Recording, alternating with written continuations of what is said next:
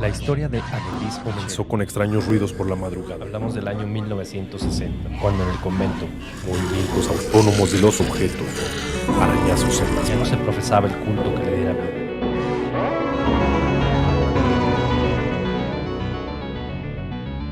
Hablemos de terror.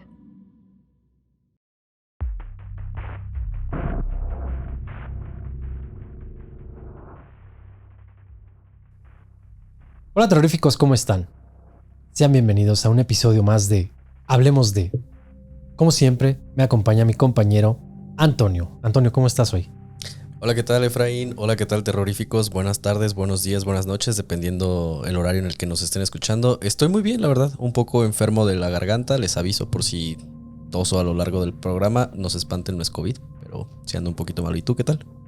Yo muy bien, muy bien. Una experiencia más a la lista.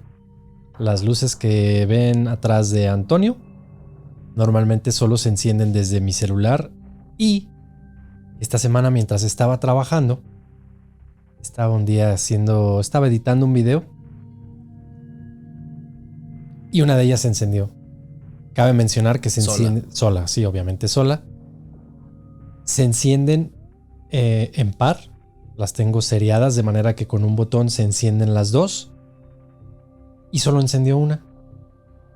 Y la única, no tienen interruptor, la única forma de encenderlas es a través de mi teléfono. Sí, de Wi-Fi. Que estaba en mi escritorio. Y se encendió, la volteé a ver. Me le quedé viendo así como... ¿Qué está pasando? ¿Qué onda? Sí, ¿qué pasa?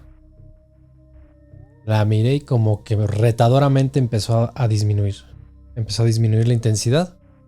Dije, bueno, algún falso o algo así. Me volteé y ¡fum! Vuelve a encender. Lo cual es extraño, ¿no? Porque según yo los falsos no es como que se disminuya la luz, o sea, baje o suba de intensidad, sino está cortándose directamente. Pues mira, lo cual es extraño porque no hay manera de que sea un falso contacto ya que son luces inalámbricas. Sí. Entonces la realidad es que el único falso o detalle que pudiera haber es que alguna señal de internet extraña se metiera, lo cual es improbable. Pero ya no lo veo extraño, ya. Pasan muchas cosas en esta casa. Ya es pan de cada día aquí en este lugar. ¿Qué me puedes contar respecto a esta semana? O sea, ¿de qué vamos a hablar? ¿De qué me puedes contar y contarla a todos también? Aprovechando que estamos hablando de temas como de fantasmas, lugares embrujados. Ok, suena interesante. Y para los que no son de México, esta semana acabamos de celebrar o estamos celebrando lo que son las fiestas patrias mexicanas. Entonces, qué mejor que algún tema de México o situado en este país. Y se me ocurre por qué no les compartimos o hablamos sobre los lugares más embrujados de México. Me parece un tema muy bueno, creo que se puede sacar mucha tela al respecto, ya que pues, como lo hemos hablado en otros programas, México es un país muy, muy folclórico respecto al terror, y además de eso creo que hay muchos lugares que por el mismo contexto de México se prestan para pues estar embrujados, ya sea de años recientes para acá o inclusive lugares desde hace cientos de años que se cuentan que están embrujados. Sí, así es. Definitivamente vivimos en un lugar con mucha actividad paranormal, vamos a decirlo así. Muchas historias, muchas leyendas, muchas experiencias y obviamente sobre todo muchos lugares donde pues extrañas energías se quedan encerradas. Lugares que inclusive después se vuelven un lugar de culto. Sí, lugares turísticos también. Lugares turísticos, un lugar de culto, lugares donde muchas personas van a realizar rituales, aprovechando las situaciones o lo que haya pasado en ese lugar. Sí, las energías que por una u otra manera se pudieran estar manifestando o moviendo en ese lugar. Sí, claro. Vamos a hablar, bueno, al menos yo traigo algunos ejemplos de algunas casas. Creo tú también por ahí traías algo de unas casas o unos... Sí, traigo sobre unas casas y pues unos lugares que tal vez ya no son casas habitación propiamente, pero sí lugares que están en México que cuentan que tienen bastante actividad paranormal. Fíjate que aquí en Morelia hay un lugar. Bueno, había un lugar Sí. que fue demolido. Pero me gustaría que ese tipo de lugares, que es un hospital, los guardemos para otra ocasión. Ok, me parece perfecto. Vamos a concentrarnos en casas, tal vez cementerios o algo así, pero vamos a reservarnos los hospitales que tienen su historia propia. Ok, me parece perfecto. ¿Con cuál quieres empezar? Pues, mira, alguno de los que busqué, deja de desbloquear el teléfono.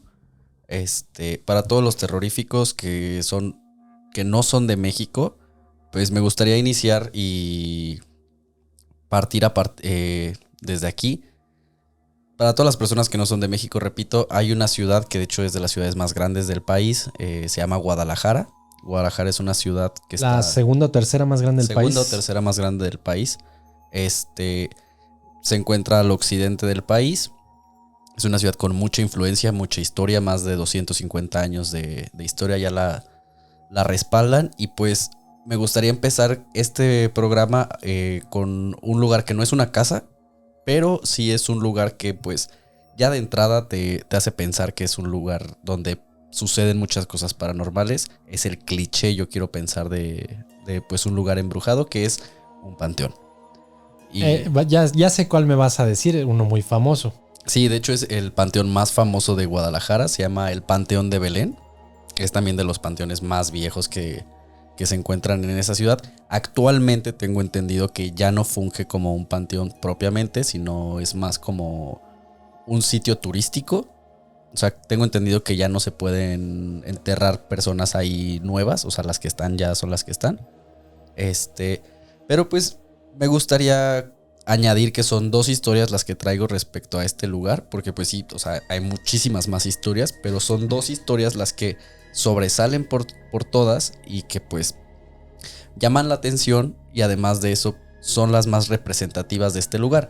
La primera tiene que ver directamente con un niño. Yo sé que los niños suelen ser como personajes muy recurrentes en estas historias, tal vez porque pues sí genera mucho más miedo ver a un niño que una persona adulta muchas veces, por los contextos. O sea, ¿qué haría un niño para empezar en un panteón? Nachito. Sí, Nachito, justamente la historia del pequeño Nacho, un niño que le tenía miedo a la oscuridad, que pues durante toda su vida, no cuentan cuántos años tenía el niño cuando fallece, pero pues era un niño pequeño de no más de 10 años. Toda su vida el niño había pues desarrollado una aversión, un miedo pues fuerte hacia la oscuridad en general. Era un niño pues que no podía dormir sin la luz apagada, sin la luz prendida. Cuando se hacía de noche, pues claramente no podía salir a su patio. Temía de las noches, no era como un miedo normal y ya, sino sí era un miedo muy, muy fuerte. Si no era algo natural, sino algo... O sea... Era algo que afectaba su vida definitivamente. Sí, ya era algo que interfería con su vida diaria. Exactamente, ya no era un miedo que pudiera sobrellevarlo por su vida.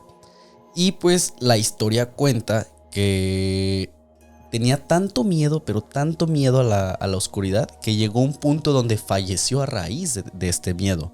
O sea, quiero pensar que pues algún infarto, algún tema de nervios, algún tema de desarrollo emocional y psicológico pudieron haber afectado a Nachito. Pero aquí es donde se empiezan a poner las cosas paranormales.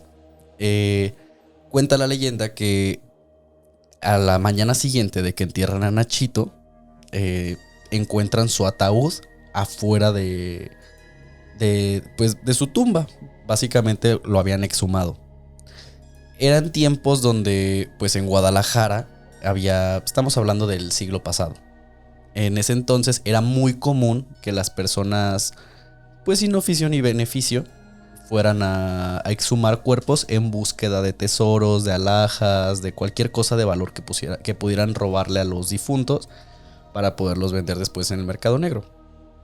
Así es que no fue algo que a las personas les pareciera raro en ese momento, de primera mano. Así es que lo único que hicieron fue agarrar el ataúd de Nachito y volverlo a enterrar. Sí, volverlo a guardar.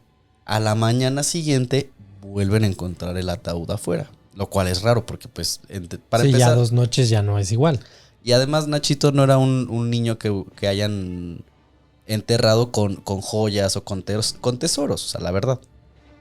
Y es ahí donde se empieza a poner como extraño, porque ya dicen, pues son 2 días, lo vuelven a enterrar y el tercer día vuelve a aparecer el féretro afuera. Y es ahí donde dicen, esto ya no tiene que ver directamente con el mundo de los vivos, sino tiene que ver más probablemente con el mundo de los muertos o de más allá. Y es donde la gente pues empieza a decir, Nachito le tenía tanto miedo a la oscuridad que prefirió salirse de su féretro por lo oscuro que era. Y es ahí cuando las personas de Jalisco, las personas tapatías, empiezan a llevar, pues se empieza a pasar la voz, esta leyenda de persona en persona, y empiezan a llevarle a la tumba de Nachito juguetes para que el niño pudiera descansar en paz. Ok. O sea, como para que él estuviera más tranquilo. Sí, para que estuviera más tranquilo, para que se distrajera. Le llevan juguetes. Le llevan juguetes a Nachito, y su tumba de hecho es muy fácil de reconocer, puesto que es la tumba que está llena de juguetes. Y así como está esta tumba tan fácil de reconocer en este panteón. Que déjame, te cuento algo. Que no solamente, ya me acordé, no solamente está llena de juguetes. Hay quienes aseguran que a veces han visto por las noches A un niño. con un juguete. Sí. O sea, que se les aparece, quiero presumir Nachito Nachito a las personas. Pues, a las personas sí. jugando él con estos juguetes que le llevaron. Sí, que al final de cuentas son de él. O sea, son juguetes Sí, claro, se los llevaron a él. Que las personas le regalan para que de una u otra manera el espíritu de Nachito pueda encontrar pues el descanso eterno. Y pues se pueda olvidar de su miedo a la oscuridad. Y así como te digo que esta tumba de Nachito es muy reconocible, en este panteón de Belén, hay otra tumba en este panteón que está ligada a una de las leyendas, pues quiero pensar más terroríficas de cierta manera, o sea, en cuanto a la concepción del terror que tenemos actualmente. O sea, es una leyenda que va más allá de este folclore mexicano, de que se aparece un niño, de que le tenía miedo, que lo puedes llegar a ver. Esta leyenda pues data del año de 1840, hace más de 150 años, y es porque en este año comenzaron a aparecer varios animales desangrados a lo largo y ancho de toda la ciudad de Guadalajara. La del vampiro. Sí, comenzaron. Sí he escuchado. En el canal tenemos un relato sobre ese vampiro. Sobre ese vampiro. Sí, sobre el conde Baldón. Empiezan a aparecer animales desagrados a lo largo y ancho de Guadalajara, lo que después con los días y meses termina extendiéndose a personas. O sea, también hubo casos de personas que aparecían pues fallecidas, asesinadas sin ninguna gota de sangre presumiblemente en su cuerpo. Lo cual hizo que todas las personas, toda la ciudadanía tapatía en ese entonces de 1840 empezara a entrar en pánico, empezar a ver una histeria colectiva que llevó a pensar a los tapatíos que había nada más y nada menos que un vampiro entre sus ciudadanos. Esto hizo que pues todas las personas empezaran a ponerse más alertas, empezaran a organizar y apuntaron directamente a un sospechoso en ese entonces, que era, ya lo dije hace rato, lo repito, el conde de Baldón. El conde de Baldón era una persona muy acomodada de la ciudad en aquel entonces, que pues por una u otra razón no se explica bien en la leyenda por qué es que llegan a deducir que él es la persona. Terminan asumiendo que él es el dichoso vampiro y se organizan para ir en su búsqueda. Hay un grupo de personas que van tras el conde y lo que hacen es pues a la clásica vampira, llevan una estaca y se la clavan directamente en el corazón. Cuando van y lo entierran junto con la estaca para que pues ya no pudiera regresar del más allá. Y se cuenta la leyenda que de su estaca empezó a salir un retoño, que de este retoño salía sangre. Se cuenta que es la sangre de todos los animales y personas que este vampiro consumió, y ese retoño se hizo un un árbol que hasta la fecha se conserva en el Panteón de Belén. Y en este árbol se cuenta que de vez en cuando, en noches de lunas llenas, puedes llegar a ver cómo sigue llorando sangre. La sangre de todas las personas y animales que pues mató.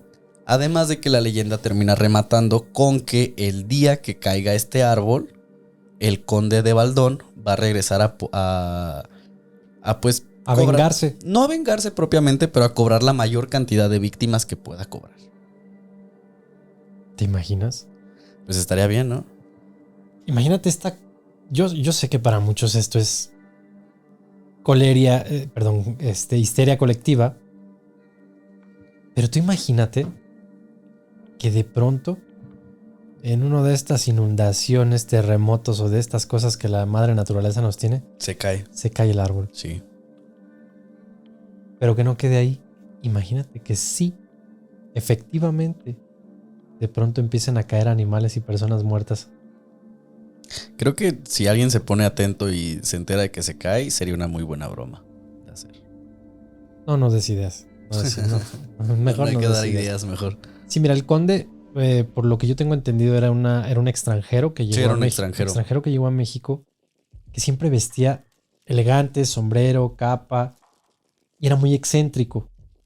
Y por eso salía poco y se paseaba más por las noches. Eso fue lo que ayudó, Orilló a que las orilló a las personas a deducir que él era un vampiro. Esa es como la parte que yo me acuerdo de la leyenda. ¿Tú conoces el Panteón Belén? No, la verdad es que no tengo el gusto del Panteón Belén. Conozco bien Guadalajara, ubico por dónde está el Panteón Belén, pero la verdad es que nunca he ido y nunca ni siquiera lo he visto con mis propios ojos. Tengo entendido que es un panteón muy grande. Yo tengo ganas de ir. Tengo ganas de ir a Guadalajara. No exclusivamente a eso, pero ya estando ahí sí darme una vueltita para Ahí en el Panteón Belén a ver qué onda, qué rollo con el Panteón de Belén. Fíjate que yo te voy a contar de un caso cuéntame. un poquito menos paranormal, que sucede en otro estado de México, un poquito más en el centro bajío. Ok. Vamos a hablar del estado de Querétaro. Pero antes de que te cuente cuál es, me pidieron un saludo especial. Ok. Fíjate que normalmente no interrumpo las narrativas para un saludo, pero esta persona me cayó muy bien por el apodo. Me dice que mande saludar a Pedro el Malamadre. El Malamadre. El Malamadre. Pedro el Malamadre hasta Venezuela. Saludos a Pedro el Malamadre. Y obviamente saludos a todos los terroríficos. Les agradezco mucho, sobre todo a esos fieles terroríficos que están cada relato en el chat. Ustedes saben quiénes son. No quiero mencionarlos cada uno de ustedes por si me falta alguno, pero ellos saben perfectamente quiénes son los que están ahí cada domingo, cada miércoles y cada viernes en el chat. Pero bueno, vámonos a la historia que te quiero contar de Querétaro. Esta casa, este lugar se llama, o le dicen, la casa de la hiena. La hiena. Hiena, como el animal. Ok. Tristemente, esta casa fue el escenario de una masacre sin precedentes, y más para la ciudad de Querétaro, un lugar que tranquilo, y anteriormente todavía más tranquilo. Sí. Pues hace 30 años, te voy a decir el nombre, Claudia. Hace 30 años, Claudia Mijangos, que también la casa es conocida o el caso como el caso Mijangos o la casa Mijangos o casa de la hiena, pues esta señora una noche se le ocurre matar a sus 3 hijos. 2 niñas y un niño. O sea, es un caso 100% verídico. ¿Qué pasó? Sí. De hecho, el tema da para mucho, como para llegar más a fondo y compartirles más información. Te voy a platicar solo un poquito por encima de lo que ocurrió. Ok, a ver, adelante. Resulta que esta señora tenía problemas con el marido, se separan, se dejan, ella se queda con las niñas. Las niñas van a un colegio católico, donde esta mujer, que por cierto había sido reina de belleza del estado de Sinaloa, esta mujer conoce un sacerdote apuesto, alto, ojo de color, atractivo. Se enamora. Ella llega a la escuela queriendo ir a dar clases de ética, si no me equivoco. Para no hacerte la historia larga, termina habiendo una relación que la escuela no valida. No aprueba. No, deja que no aprueba. No confirma, pero tampoco niega. Ok. Sin embargo, el director de la escuela sí alcanzó a afirmar que sí hubo un romance entre este sacerdote y esta mujer. Por lo que tú quieras, la relación termina. El sacerdote decide terminarla. Y esto afecta mucho a Claudia. Ok. Pero le afecta a tal grado que empieza a decir que escucha voces. Aquí estamos hablando ya de una paranoia y una esquizofrenia Real. real Fuerte. y así muy muy fuerte.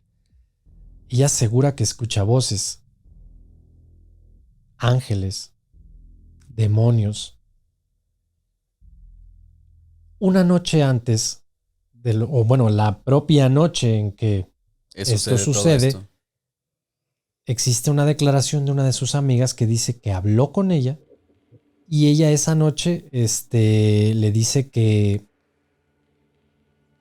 escuchó que Sinaloa está hundido, destrozado y que Querétaro está lleno de Que es un espíritu. puros espíritus y almas y demás, algo por el estilo. Y que el final se acerca y cosas así. La chica, su amiga, le dice, no, tranquila, no pasa nada, no sé qué estés diciendo, cálmate, mira, descansa, vete a dormir. Mañana paso a saludar. Pues a la mañana siguiente, a las 8 de la mañana, llega la amiga Ajá. y se encuentra con una aterradora escena. Para no equivocarme, creo que era el niño el que estaba a media escalera en un charco De sangre. de sangre y acuchillado, apuñalado propiamente. Llama a la policía. Obviamente no sé exactamente los tiempos que hizo ella allá adentro y todo, pero la policía describe la escena del crimen cuando llegan. Dicen que suben y en la habitación están las dos niñas, igual, puñaladas, y la madre acostada, dormida, con un cuchillo. ¿Dormida al lado de los cadáveres de las niñas? Parece ser que sí, en la misma habitación.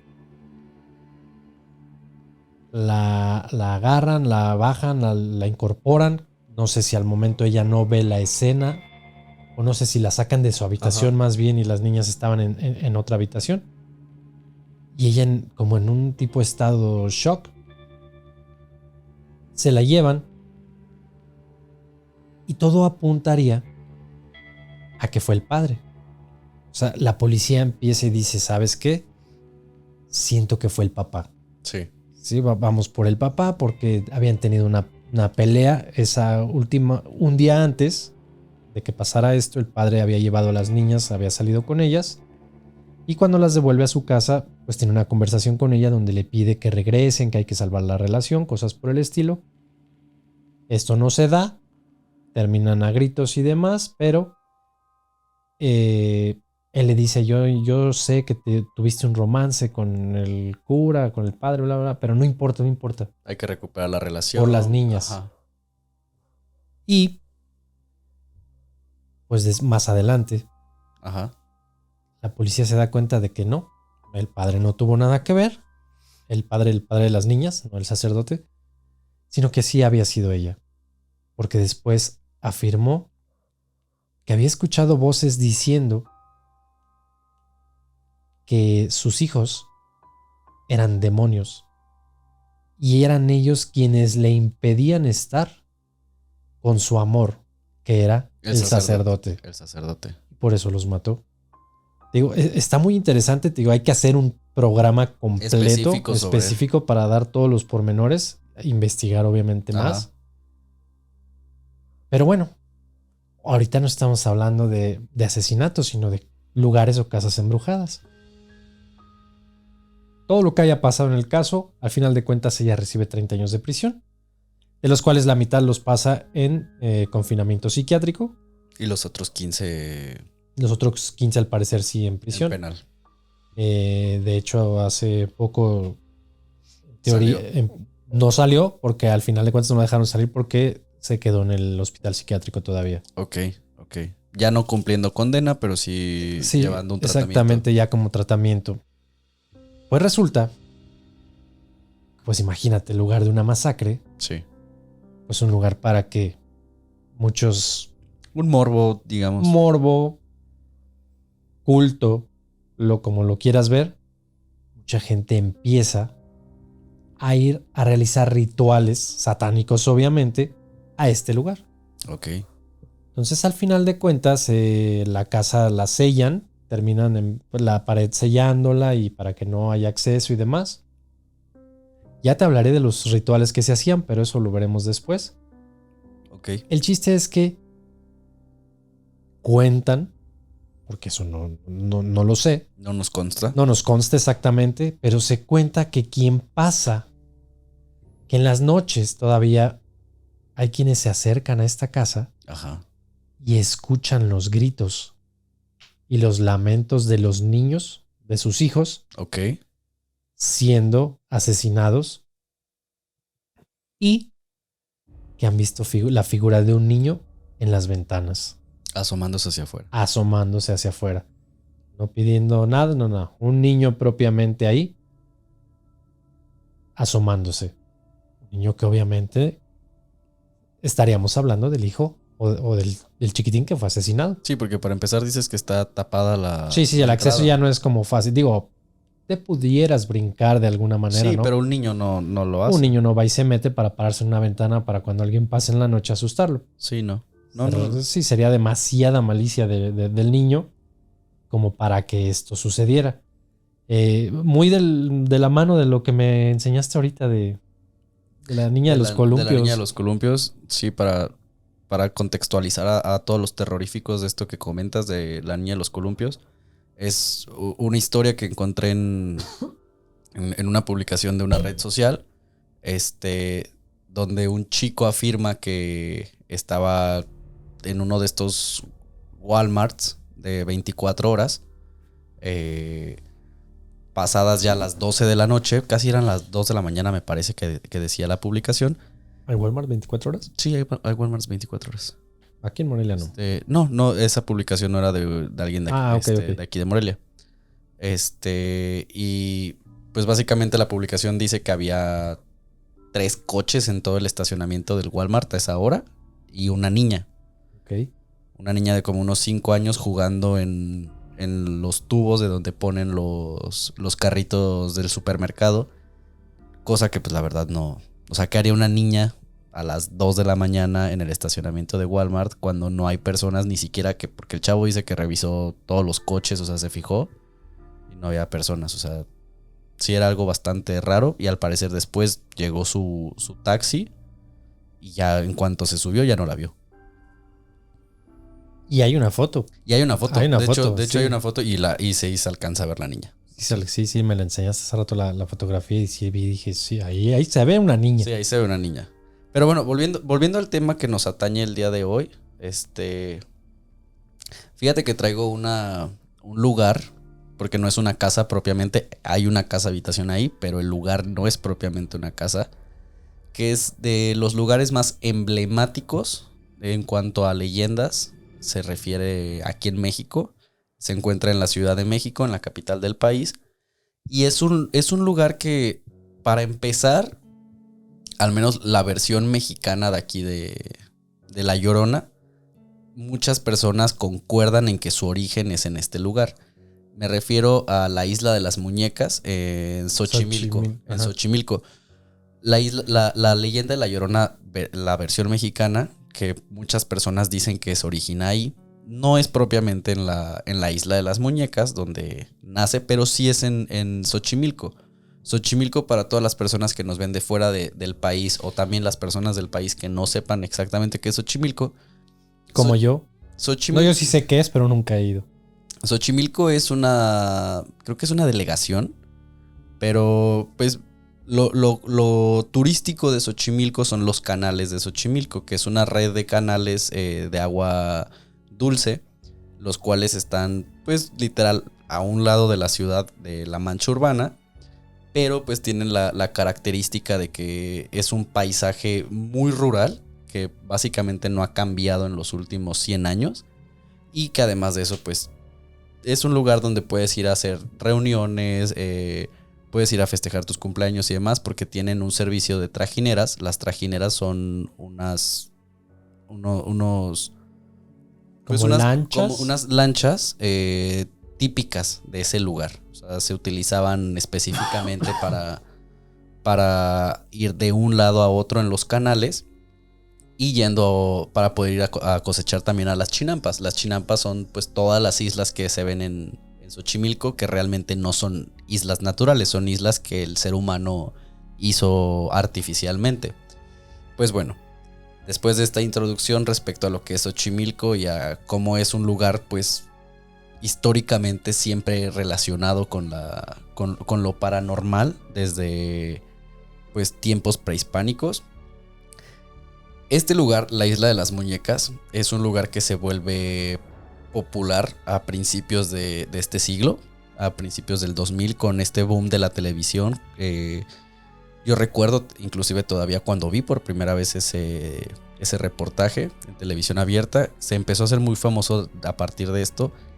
Es una isla que es propiamente chinampa. Una chinampa, que pues sí, ahí sí habitan unas personas. Actualmente habita el sobrino de la persona a la que le sucede la historia que voy a comentar. Cuentan que por los años 70 vivía esta persona, este señor, don Julio, en su casa. Para empezar, no hay un servicio de luz pública, no hay un alumbrado público ahí. No hay drenaje, es una zona pues marginal de cierta manera. Y en los años 70 mucho más. Así es que pues la leyenda cuenta de que asesinaron a una chica en alguna parte de Xochimilco. No se sabe canales. No se sabe exactamente si la asesinan ahí o la fueron a tirar a los canales para que se perdiera. Pero pues no se termina perdiendo. ¿Por qué? Porque el señor, don Julio, termina encontrando afuera de su chinampa, de su isla, el cadáver de la chica. Y es aquí cuando don Julián dice que pues a partir de eso empieza a ver pues manifestaciones paranormales de una u otra manera, cuando él en la noche empieza a ver que donde encontró el cadáver de la chica aparecía una pues no quiero decir sombra, pero una figura, mejor dicho, una figura de una mujer por las noches que salía del lago y se internaba en su isla.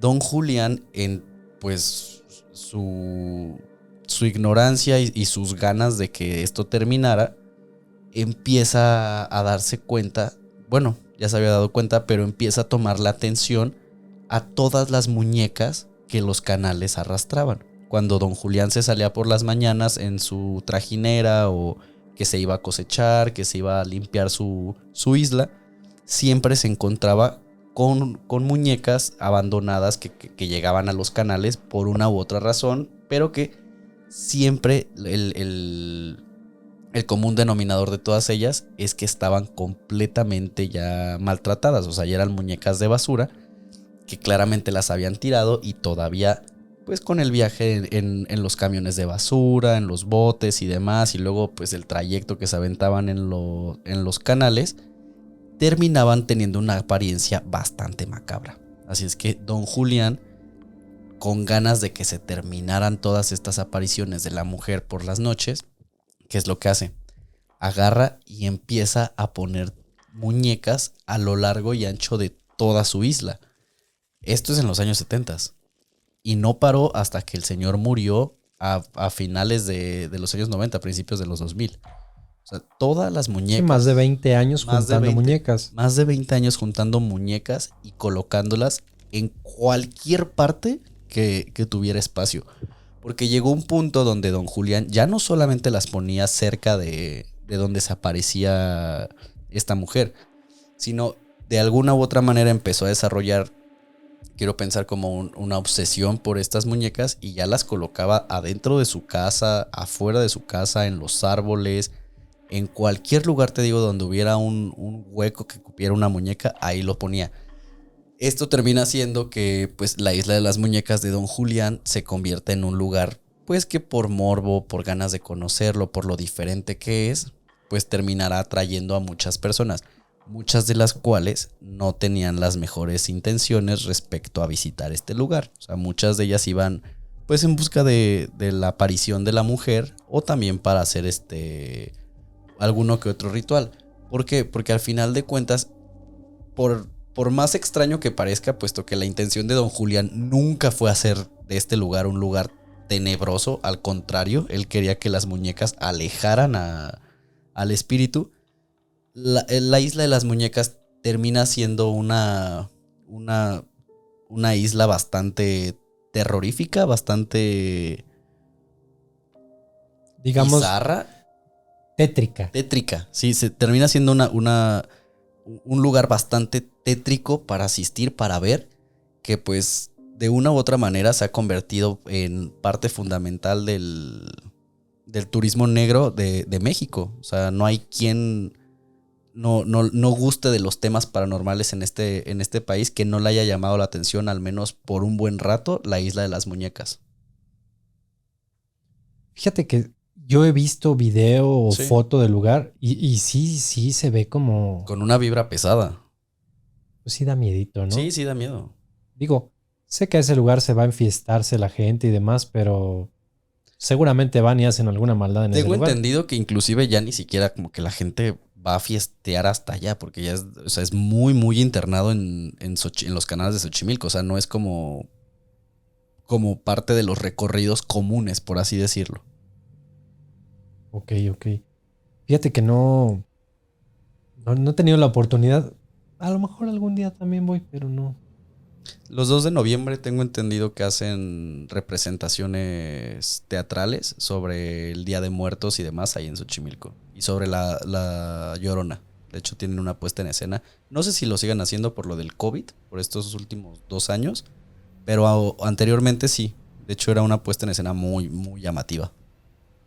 Bueno, yo creo que si vamos a promover turismo para el Noche de Muertos, mejor aquí. Sí, Sí, definitivamente tienen que venir a la zona lacustre del lago de Pátzcuaro. del lago de Pátzcuaro.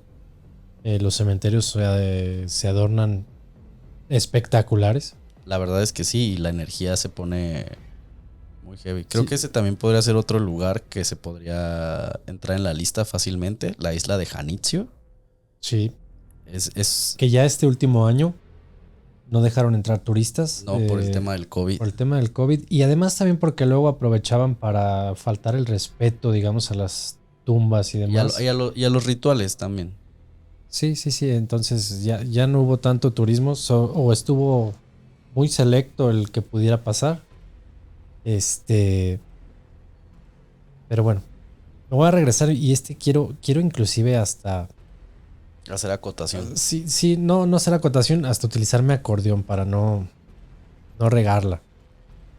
Nos contaste del Panteón de Belén en Guadalajara. Así es.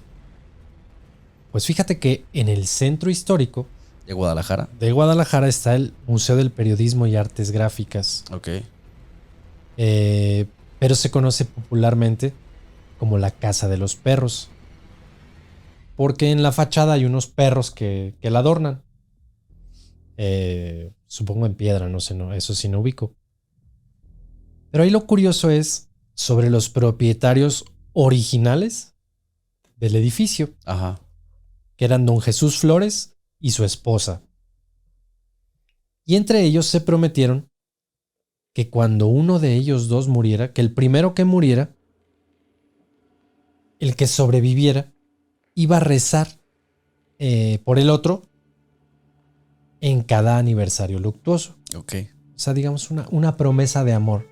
El que muera primero le va a rezar, o sea, el que queda vivo le reza al otro en su aniversario luctuoso. Una promesa sencilla, Sí. solamente había que rezar, pero se muere el Señor Jesús. Ok, es el primero que El muere. primero que cae es el Señor, entonces se esperaría que en su aniversario, pues la mujer haga las oraciones por su difunto esposo, pero no. Se vuelve a casar muy rápido y se le olvida la promesa. Rompiendo la promesa.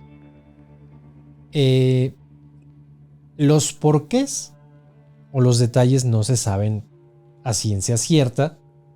Si realmente ella quería que se muriera, si ella ya veía a alguien más que terminó, Sí, previamente. que terminó en la muerte del Señor por alguna razón o no. Eso no se sabe. Lo que sí es que se casó luego y ahí nos vemos promesa. Pero entonces, desde que esto pasa, desde que se rompe la promesa, vamos a decirlo, la casa de los perros se vuelve un lugar de mucha actividad paranormal. Voces, sombras y ruidos extraños durante la noche.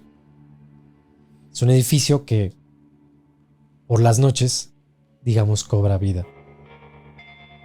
Y la misma leyenda tiene un dato muy curioso. Ya sabes, el Vox Populi Sí. cuenta que quien se atreva a pasar toda una noche Se la queda. en este lugar y complete un rosario, se convertirá en el próximo propietario de la casa, como cumpliendo aquella promesa de rezar por el difunto. Ajá. El Vox Populi es si puedes completar un rosario una noche, te haces dueño de la casa. Digo, obviamente no soy de Guadalajara, no conozco bien esta leyenda ni el edificio, pero pues habrá que ver, ¿no? Si ya es el museo, a lo mejor un velador pasa ahí todas las noches, pues, de una Pero no vez echa el rosario tal que vez. se eche el rosario, o a lo mejor en las noches pasa algo y el velador tiene que salirse. O a lo mejor no es tan fácil hacer el rosario. Seguramente algo impide que termines la oración. Seguramente. Probablemente, más bien. Aquí en Morelia, digo, agregamos así tantito. Aquí seguramente lo conoces. Está el edificio de correos Sí, en el centro. y el INA está a Ajá. un costado. Bueno, creo que están en el mismo edificio. Sí, están en el mismo edificio. Sí, porque es ahorita ya es un museo. Sí, es un museo. Lo que no me acuerdo es el Palacio Federal. Era el antiguo El Palacio antiguo Federal. Palacio Federal. Palacio Postal actual. Palacio Postal actual. Ahí por las noches pasan muchas cosas extrañas. Ahí sí he entrado de noche. Sí. No debería decirlo, pero algún día sí tuve la oportunidad de colarme por ahí. Conocí a un antiguo vigilante y un compañero de trabajo, más bien el que lo conocía. Y él nos dio acceso a ciertas partes, obviamente partes del edificio donde hay oficinas, Sí, con documentos que nos. documentos Sí. y cosas, todas las puertas cerradas. Obviamente solo entramos a los patios, por así decirlo. Pero en la parte alta de este edificio había una zona como en renovación, o como que estaban arreglando Ajá. una zona. Y sí te puedo decir por experiencia propia que estando ahí, yo sí escuché, hay una habitación donde supuestamente si te asomas por donde entra la Por la- llave, ajá, no por sé, la rendija. sí, no es perilla, la perilla es la que abre, pero ya ves que estas casas antiguas tenían de estas llaves grandes. Entonces la rendija por donde entra la llave te permite ver hacia Sí, hacia el otro lado. el otro lado. Obviamente esto de noche y en completa oscuridad a lámpara de teléfono o de mano, pues no se ve nada del otro lado. Sin embargo, yo estuve ahí, sí se escuchaban ruidos, y una de las personas que iba conmigo, que pegó más atención al ojo ya que estaban los ojos acostumbrados a la oscuridad, asegura y garantiza que había un niño dentro de esa habitación. Verdad o mentira, no sé, pero yo estaba ahí y yo voces, no voces, ¿sabes? Se veía como adentro de la habitación se escuchaban como la madera. Como si hubiera alguien adentro. Pasos, se escuchaba Sí. la madera crujiendo y se escuchaban como murmullos y risas. Sí. Eso yo lo escuché, yo no lo vi, pero una de las personas que iba conmigo jura que cuando se asomó había un niño ahí adentro. Fíjate que no muy lejos de este lugar se encuentra otro lugar que también es muy conocido aquí en Morelia por una de las... Creo que es la leyenda de terror más conocida, que es la de la mano en la reja, seguramente la conoces. Ah, sí, claro, en la calzada. En la calzada de San Diego, en lo que actualmente es el Centro Cultural UNAM, y al lado hay un ¿Café? No, es de tés. Se llama Teray. No venden café. Qué bueno. Sí. No, qué bueno, pero a mí me gusta el té, no el café. Ahí justamente he tenido la oportunidad de estar en ambos lugares, tanto en el Centro Cultural UNAM y pasearme por pues, prácticamente todo el Centro Cultural UNAM y también por Teray. Sí se sienten vibras raras, o sea, aunque sean las 12 del día, que es generalmente las horas a las que voy, que es muy a mediodía.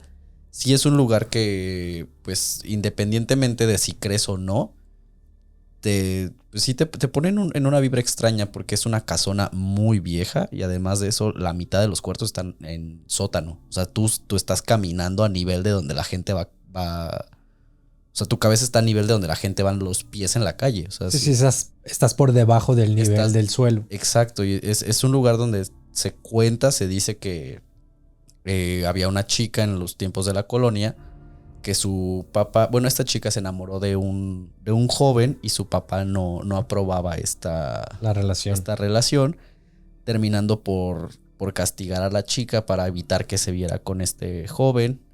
Y al parecer era la madrastra la que la encierra en una casa, en un cuarto de estos a desnivel, la deja sin comer.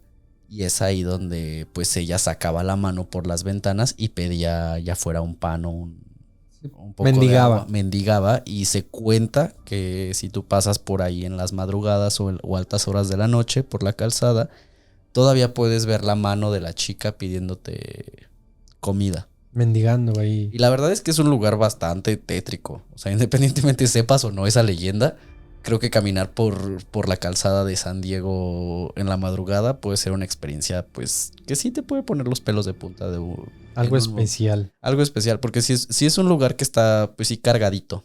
Está cargadito. Yo te voy a contar una experiencia. Esto es otra experiencia personal. A mí no me tocó ver nada. Solamente sentir miedo. Solamente el miedo. En la flor de mi juventud, yo fui con unos amigos a la ciudad de San Miguel de Allende. Se hacía ahí un evento cada año denominado La Pamplonada. Pues estaba chavo y ahí andaba, ¿no? Yo no iba a ver esto de los animales, pero iba a la fiesta. Sí. Entonces un amigo se encargó de reservar el hotel y en una habitación íbamos a dormir 4 personas. Mi amigo, su hermano, su primo y tú. yo. Llegamos al hotel, ya olvídate del camino y demás. Llegamos al hotel y sacamos nuestras maletas. Y pues mi amigo, el que organizó y demás, él de su maleta solamente sacaban botellas y botellas y botellas de agua y de refresco. Sí, claro, obviamente. Sí, de agua y refresco, algún agua de sabor y demás. Pero yo saqué de mi maleta y yo dije, bueno, pues ellos están sacando agüita, yo voy a sacar mi ropa. Ajá. Y había un ropero. Te hablo de un hotel en el centro de San Miguel de Allende. Bueno. No era el mejor, pero... es un buen hotel. No hay un mal hotel en el centro de San Miguel de Allende. No en la plaza principal, pero sí estaba en el centro.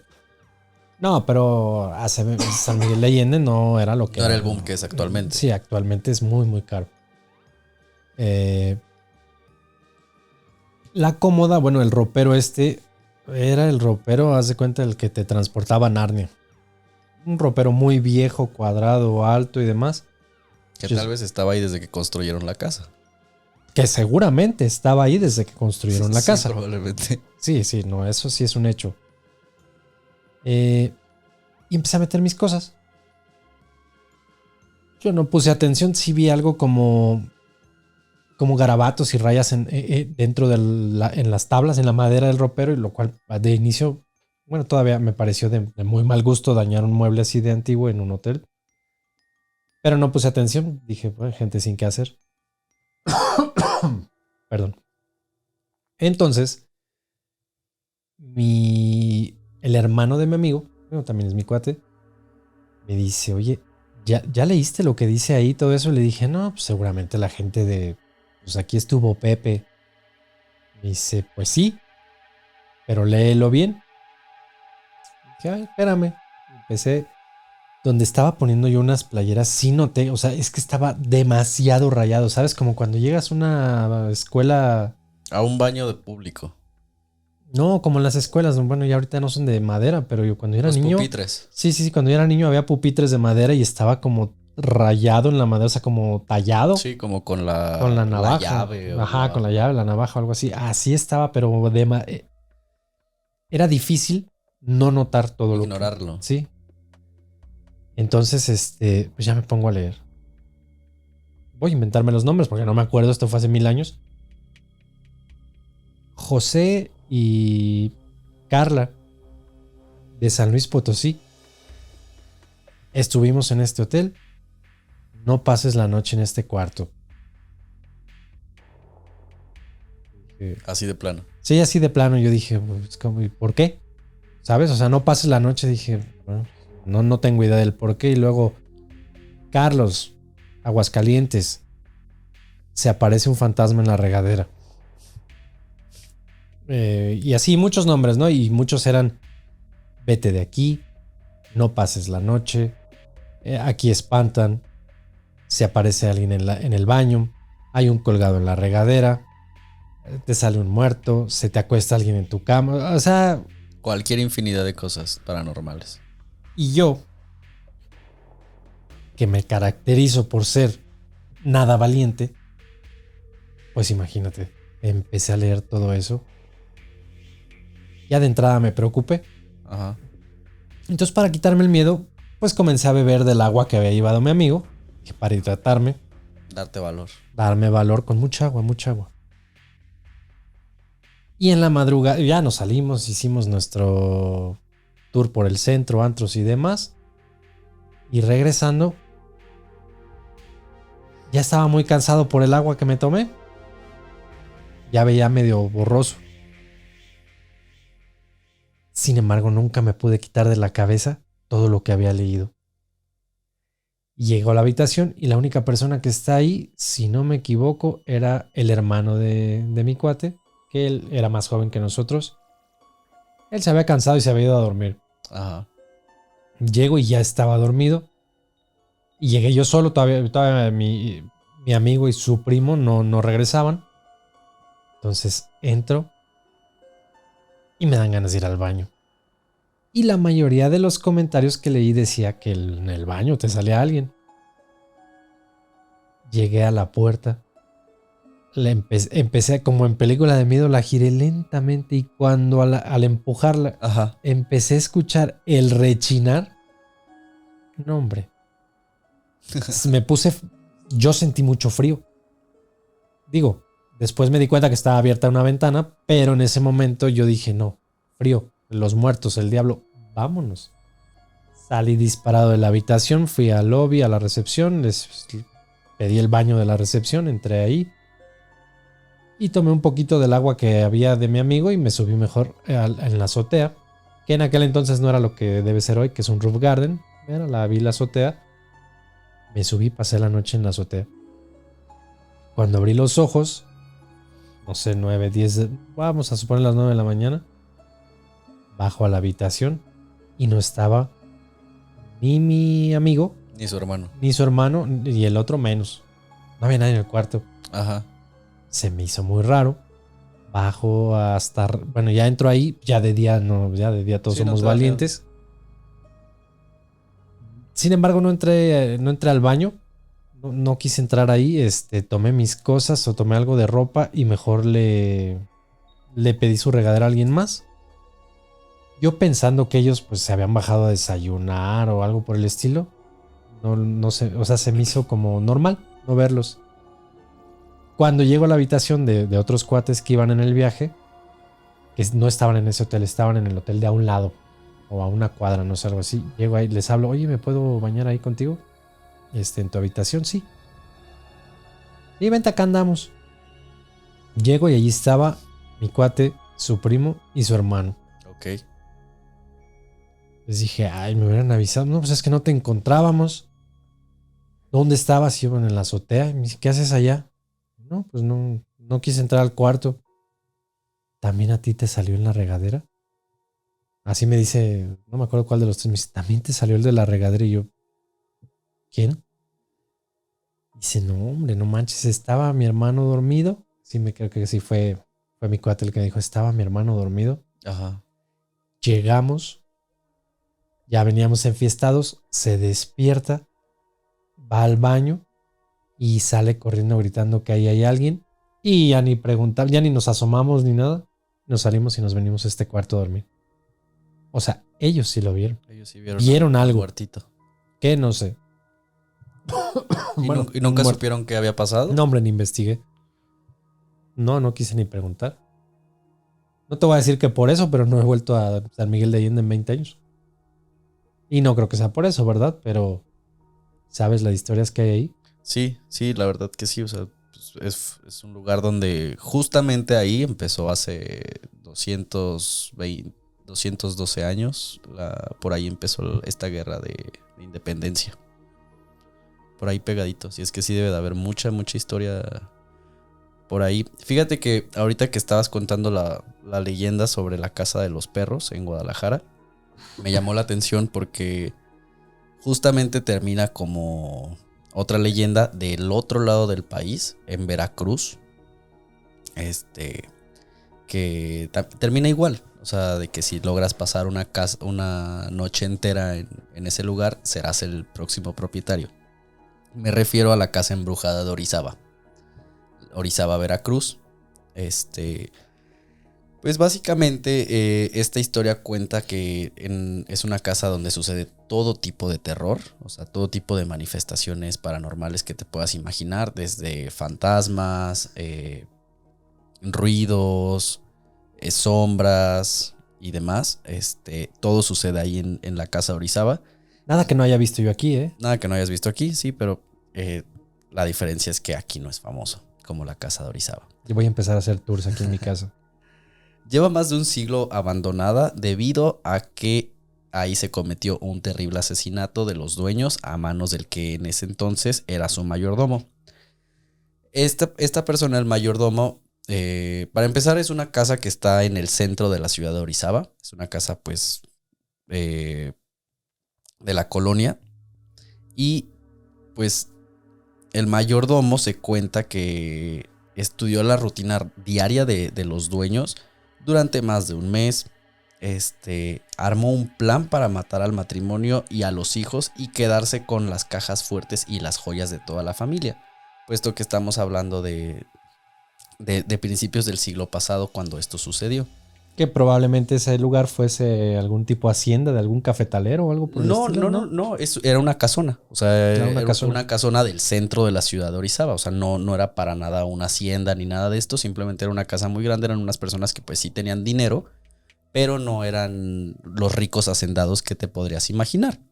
El mayordomo, pues te digo, hace una inspección sobre el día a día de sus patrones, de sus hijos y todo esto. Y termina asesinándolos. ¿Cómo los asesina? El mayordomo un día les prepara la comida y les llena de veneno los platos a todos ellos. Las personas mueren y el mayordomo dice, pues, ¿qué hago con los muertos de estas 4 personas para que nadie los encuentre y yo pueda quedarme con la fortuna sin que haya ningún tipo de represalias? Así es que lo que hace es agarra todos los 4 cuerpos y los lleva a las letrinas. O sea, su intención de él era tirarlos a las letrinas y que eventualmente pues, se echaran a perder en las letrinas. Nadie iba a ir a buscarlos ahí, porque para empezar era un lugar que ya pues de facto olía mal. O sea, no era como que fuera a llamar la atención el mal olor de los cuerpos en descomposición. Ajá, de los cuerpos en descomposición. Así es que entrada la madrugada, el día que pues los asesina, los lleva a las letrinas, intenta tirarlos y se da cuenta que no caben. Pero no se da cuenta que no caben porque pues él lo vea, sino porque cuenta la leyenda que empezó a escuchar unas voces el mayordomo que les dijo que le decía que no iban a caber, que los iban a encontrar. Y es ahí cuando se empieza a poner todavía más macabra toda esta historia. ¿Por qué? Porque el mayordomo agarra un puñal y con él empieza a descuartizar a los 4 miembros de la familia. Los descuartiza, los avienta a la fosa descuartizados, y es ahí donde dicen que estas voces hacen que el mayordomo se suicide. Hay unos quien dicen que se suicida, que agarra el mismo puñal con el que los corta y que se lo clava en la cabeza. Hay otros que dicen que no, que el mayordomo en su intento de huida ya se cae y se resbala y se entierra él solito. Ajá, se resbala, se cae y se entierra él solito el cuchillo. De cierta manera la historia tiene una justicia poética, porque dicen que el mayordomo termina pues muriéndose con el mismo cuchillo que asesina a la familia. Así es que al otro día todos los vecinos, cuando despiertan, se dan cuenta de que pues hay un silencio pues muy, muy inusual en la casa. Se acercan y es ahí donde descubren todo lo ocurrido. Y encuentran en bolsas de tela todo el botín que el mayordomo planeaba llevarse. Y es aquí donde empieza ya como lo más fantasioso, que es todo esto que te digo, que todas las manifestaciones que te puedas imaginar suceden.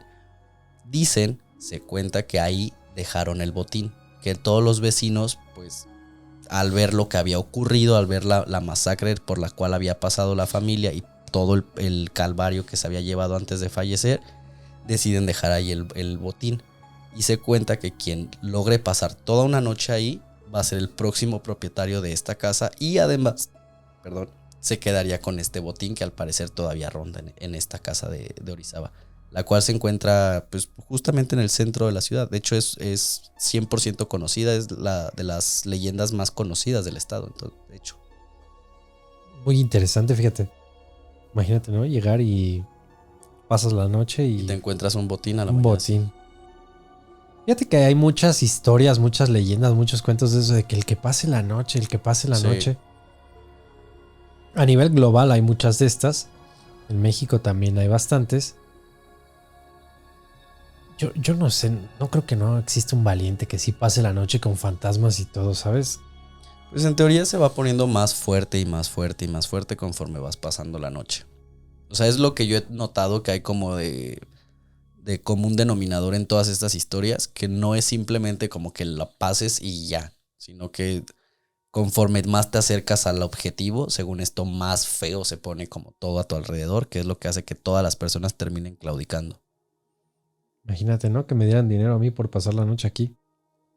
Hay una leyenda, de hecho, muy parecida, no tiene nada que ver con ninguna casa, pero es del centro de aquí de Morelia, que según esto hay... Si vas hacia al Cerro del Quinceo y te encuentras una viejita, te dice que si la llevas a la catedral de Morelia, a cargas, o sea, en tu espalda, que te va a dar un dinero, que son unas monedas de oro. El problema es que según esto, pues conforme vas avanzando, se vuelve mucho más pesada la señora, y según esto, toda la gente ve que no traes una señora, sino que traes un costal lleno de serpientes.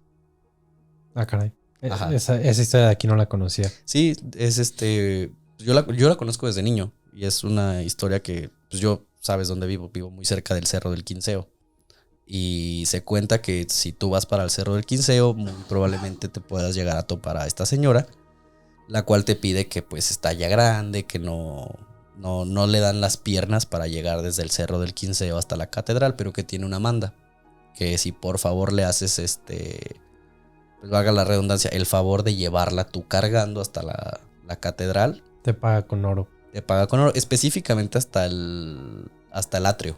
Al atrio de catedral. Al atrio de catedral. Y según esto, la gente se te queda viendo raro, te empiezan a decir de que pues porque traes un costal lleno de serpientes. Y según esto, la única persona que estuvo a punto de conseguirlo se quedó a las afueras de catedral. Perdón. Cuando una viejita le dijo que por qué llevaba un costal de serpientes a la casa de Dios. Y que el joven le creyó a la viejita porque pues era una señora. Y que ahí es cuando se voltea y ve que sí, efectivamente trae un costal lleno de serpientes. Fíjate, es muy curioso. En todos lados existen distintas leyendas, distintas apariciones fantasmales, lugares embrujados. Sí. Yo creo que lo prometido es deuda. Les vamos a hablar también sobre hospitales. Sí. Las historias de hospital son muy, muy, muy macabras. Hay muchos hoteles.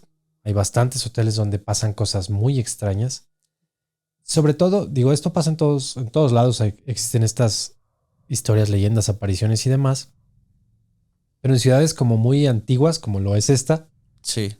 hay más, ¿no? O sea, aquí en el centro histórico está lleno de leyendas, de casas donde murió alguien, donde se aparece fulano, donde te sale infinidad de cosas. Yo personalmente nunca he visto nada en el centro, nunca he visto nada, ni he experimentado miedo. Solo hay una casa, que ya lo mencioné en otro lado, la casa del Duque, ¿te acuerdas que te dije? Sí. Ahí sí se siente una vibra muy pesada, sí te alcanza a dar miedo. Más que el recorrido que te dan, lo hacen a obscuras y apuntando con lámparas. Entonces, en ese lugar sí se siente una vibra muy pesada. Pero, pues yo creo que más que tú o que yo, todos los que nos están viendo o nos están escuchando, deben tener cantidad de historias y de leyendas de sus lugares de orígenes, Sí. de donde quiera que nos escuchan. Y los quiero invitar a que nos envíen por correo, al correo tuhistoria@hablemosdeterror.com. Mándenos esas leyendas y esas historias locales. Pero aparte, si es que ustedes conocen el lugar, si lo han experimentado Sí. o vivido. Quiero que leamos estas historias y las más aterradoras las compartiremos con la audiencia. Pero si alguno de ustedes nos cuenta de veras algo que nos ponga los pelos de punta, yo creo que, no sé, vamos a ponerlo de aquí al 31 de octubre. Sí. Es Halloween. Noche de brujas. La historia más aterradora, le daremos algún regalo. Jalo, me parece. Algo se va a llevar. De entrada el regalo incluye una gorra, algunos stickers y alguna figura De terror. conmemorativa de terror, de estas figuras coleccionables. Pongo ese premio sobre la mesa al que nos cuente la historia más aterradora posible. Adelante, terroríficos. A por ello. A por ello, es todo suyo. Yo creo que podríamos despedirnos el día de hoy entonces. Me parece bien, me parece muy bien. Te agradezco como siempre que me acompañes y que escuches nuestras locuras. Y nos vemos la próxima semana. ¿Algo que quieras compartir o agregar? Pues nada, la verdad, que nos manden sus historias, que igual si no son de ustedes, también pues estaría chido que le preguntaran a sus familiares, a sus amigos, que les cuenten algo que nos puedan compartir, o sea, de donde la puedan sacar, o sea, hay premio de por medio, la verdad. La historia más aterradora lleva premio. Sí, Ya está prometido. sí. Y pues a ver si nos siguen pasando cosas o te pasan a ti, a ver de aquí a la siguiente semana algo que nos puedas contar. Pues ya es tanto que ya a veces pasan cosas que ya ni cuenta me doy. Sí, ya lo has de tener muy normalizado. Sí, ya cuando se prende una luz digo, pues a lo mejor es normal o Mi instalación está mal. mi instalación está mal o la puerta. Fíjate que, nada más para cerrar, en el canal hay una historia que se llama El Cuarto Maldito. Ok. Cuarto Maldito es una habitación donde yo dormía. No, la mayoría de la historia está apegada 100% a ¿Algo pasado? algo pasado por mí. Pero hoy visité esa casa, ahí viven mis padres. Curiosamente, mi hermana me dijo que ayer o antier estaba en esa habitación. que se abrió la puerta del closet. La misma que se me abría a mí. Me dijo, oye, fíjate que estaba en el que era tu cuarto antes y no sé qué estaba haciendo ahí. Y me dice, de pronto escuché un ruido, cómo se abría la puerta. Se me abrió la puerta del closet. Le dije, ¿qué hiciste? Me dijo, no, pues me salí de ahí, me dio miedo. Y más porque ella ya escuchó la historia y digo, yo le contaba. Entonces, no sé, a lo mejor el mal está volviendo. A lo mejor. ¿Quién sabe? Bueno, pues les agradezco mucho que hayan estado con nosotros. Me despido. Recuerden que esto es Hablemos de Terror. Hasta la próxima. Buenas noches.